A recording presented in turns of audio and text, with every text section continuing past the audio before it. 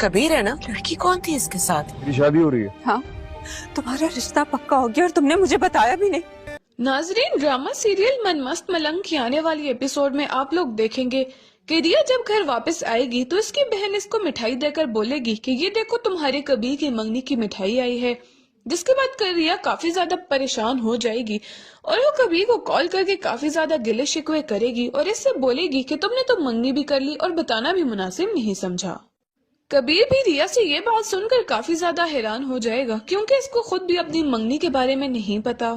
कबीर रिया को समझाने की काफी कोशिश करेगा कि वो इस बारे में कुछ भी नहीं जानता, लेकिन रिया इसकी किसी भी बात पर यकीन नहीं करेगी।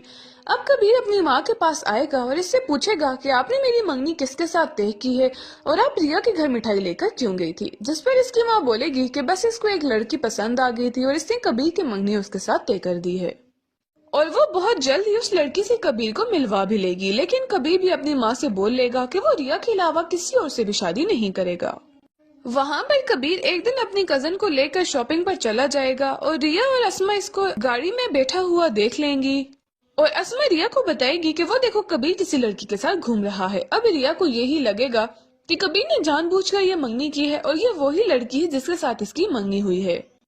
अब रिया घर आकर काफी ज्यादा रोना धोना शुरू कर देगी और इसकी दोस्त इसको इस हाल में देखकर बोलेगी कि तुम अगर कबीर को इतना ही पसंद करती हो तो तुम इसको बता दो कि तुम उसको पसंद करती हो और इससे शादी करना चाहती हो। लेकिन रिया बोलेगी कि वो कभी भी पहले कबीर से अपनी मोहब्बत का इजहार नहीं करेगी। कबीर को इसकी मोहब्बत के बारे में पता होना चाहिए और इस तरह से किसी और से रिश्ता नहीं बांधना चाहिए था।